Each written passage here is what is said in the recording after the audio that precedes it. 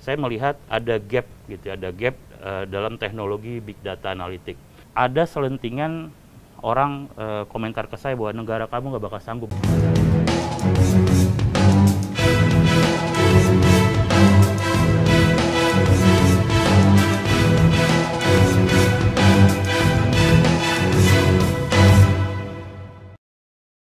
Kali ini saya berada di Pakis, perusahaan digital bersama ownernya Bapak Benny Adam. Assalamualaikum Pak.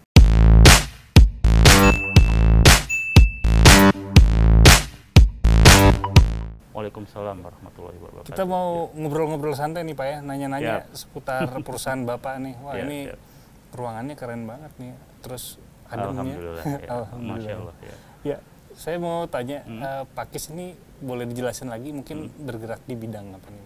Oke, kita adalah sebuah software company. Tujuan kita adalah memproduksi perangkat lunak yang khusus untuk di bidang big data analytic. Ya, jadi Pakis itu kita basically jualan software, berupa license seperti layaknya perusahaan-perusahaan seperti Microsoft, Oracle atau IBM. Ini pertama kali berdiri tahun berapa nih Pak? Lalu kepemilikannya ini perorangan atau ada founder atau co-founder gitu? Atau ada banyak kepemilikan? Kalau kita ngomongin perusahaannya legally berdiri itu tahun 2014. Ya, mulai dirintis dari 2013. Situ start dari idenya tuh dari 2013. Saya melihat bagaimana apakah ini mungkin untuk dilakukan. Nah, kelihatannya ini suatu yang visible, maka kita coba jalankan dan saya mulai di tahun 2014. Waktu itu saya mulai, awalnya saya risetnya sendirian, habis itu saya ajak kawan-kawan saya buat bergabung. Suka dukanya ada nggak sih Pak saat membangun perusahaan seperti ini? Sama ya, di perusahaan apapun atau di bidang usaha apapun pasti ada naik turun, ada pembelajaran gitu ya. Terutama apa yang kami coba lakukan ini kan sedikit agak berbeda gitu. Mungkin saya pikir perusahaan perangkat lunak di Indonesia itu sudah sangat banyak. Tetapi kita sedikit agak berbeda karena kita khusus membuat perangkat lunak yang berbentuk platform. Jadi kita lebih ke arah horizontal product, bukan vertical product. Maksudnya apa? Software yang kita sediakan ini bisa dibikin buat jadi aplikasi apapun gitu, untuk bentuk industri apapun gitu. Tapi kan kalau biasanya kan kalau orang bisa bikin aplikasi atau bikin perangkat lunak, biasanya let's say oh ini buat keuangan, oh ini buat misalnya buat rumah sakit, oh ini buat misalnya buat minyak, oil and gas gitu. Tapi kalau software kita justru berupa platform yang bisa dibikin untuk aplikasi-aplikasi yang berada di industri tersebut. Nah, jadi memang dari awal saya sadari ini bakal butuh nafas yang panjang karena kita tidak bisa langsung go to market secara cepat gitu. Tapi saya pikir harus ada yang berani mulai gitu di Indonesia. Kita harus mencoba bahwa yang kita produce itu bukan hanya sekedar aplikasi, tapi yang kita produce adalah inovasi dan teknologi.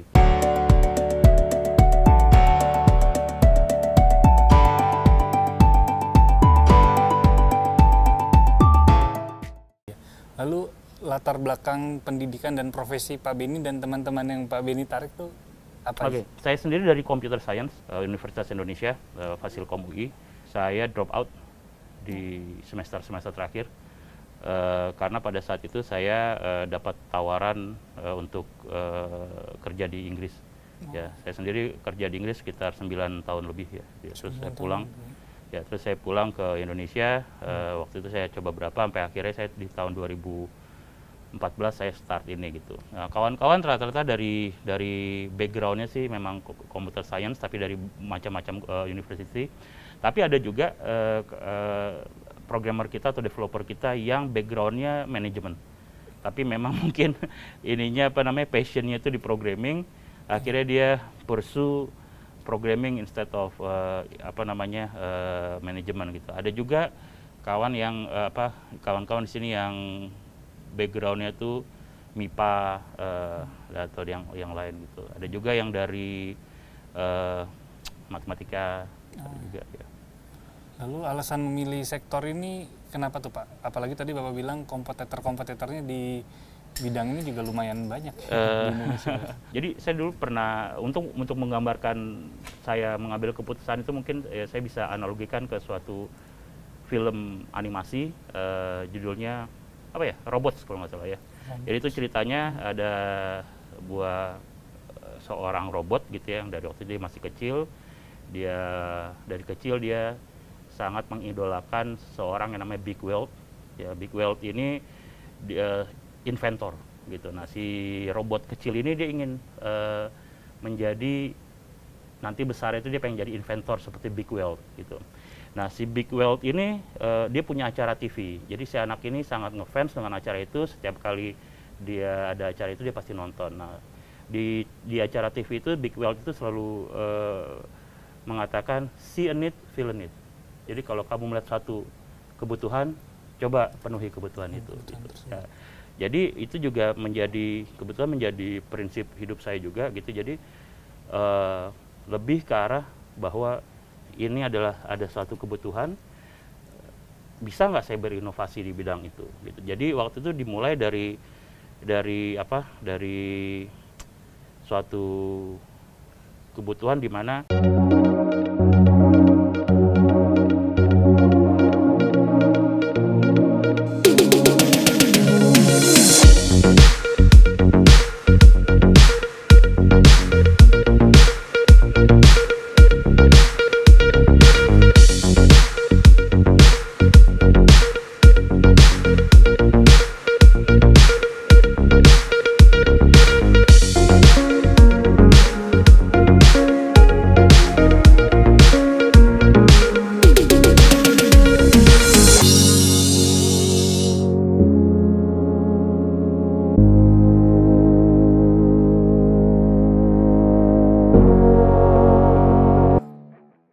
saya melihat ada gap gitu, ada gap dalam teknologi big data analytic atau pengolahan data gitu. Waktu itu saya melihat bahwa spektrumnya cukup luas ya. Di satu sisi ada perangkat lunak yang sangat powerful, tetapi sangat susah dipakai dan bisa dibilang cumbersome, ya, ribet gitu. Jadi kayaknya yang bisa pakai itu cuma orang-orang ahli gitu. Nggak hanya orang IT, tapi orang yang ahli gitu, IT gitu. Nah, on the other end of the spectrum ada software yang sangat mudah dipakai gitu, tetapi mungkin not as powerful, ya tidak se-powerful ini gitu. Tapi di sini mudah dipakai, base-nya pakai graphical user interface gitu kan. Nah, saya mencoba untuk berpikir mungkin nggak ya gitu, kita bisa saya bisa menyatukan dua spektrum ini. Kita bisa ngambil dari from both world gitu ya, di mana dia se-powerful ini tetapi semudah yang sini. Ya mungkin yang menarik di cerita ini mulainya itu hanya sekedar pertanyaan atau kerasa ingin tahuan gitu. Tapi itu menjadi suatu keinginan karena waktu itu kebetulan saya lagi di luar negeri, ada selentingan orang komentar ke saya bahwa negara kamu nggak bakal sanggup bikin itu gitu. Jadi itu yang memicu Bapak. Iya. Saya pulang, saya bikin pakis. Lalu saya mau tanya lagi nih Pak, apa yang menjadi harapan untuk dunia digital atau praktisi digital di Indonesia, khususnya untuk kaum muda nih Pak? Yang paling ringkas itu adalah be brave. Kenapa? Kita butuh untuk berani gitu. Untuk berani mencoba sesuatu yang baru. Untuk berani mengatakan bahwa apa yang kita punya tidak cukup bagus, kita butuh yang lebih bagus. Untuk berani mengatakan bahwa ilmu saya masih kurang dibanding si fulan. Untuk berani mengambil resiko di mana pada saat kita memiliki suatu keyakinan bahwa ini adalah yang terbaik, ya.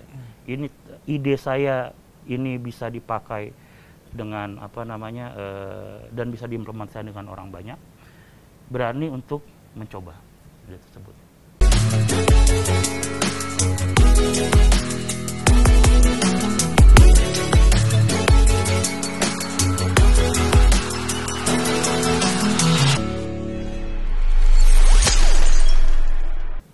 Di satu sisi lain kita juga harus berani bilang bahwa kalau memang idenya nggak bagus, ini bukan ide yang bagus.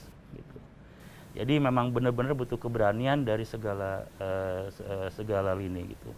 Jadi kalau misalnya untuk kawan-kawan gitu yang berada di dunia digital, kita harus coba melihat gitu ya, bagaimana sekarang sebenarnya waktu yang baik gitu untuk benar-benar melihat. Kenapa? Karena sekarang kawan-kawan yang ada di Indonesia itu terekspos gitu ya dengan nuansa-nuansa atau dengan pengalaman-pengalaman, experience yang sebenarnya sangat baik, terutama dari startup-startup yang sekarang bermunculan di Indonesia gitu. Kenapa? Karena pada saat saya mulai berkembang menjadi seorang profesional, waktu itu di Indonesia, kalau mau jadi orang IT yang jago, jadi user. Jadi pengguna. Kerja di bank, kita pakai software full atau software yang A, software B, kita ahli di bidang itu, kita hebat, gaji kita besar. Gitu. Tapi in the end of the day kita pengguna. Gitu. Nah, tapi kita tidak terekspos gitu. Kita tidak terekspos dengan stimulan-stimulan yang membuat kita bisa bertanya bahwa emang ini udah yang terbaik.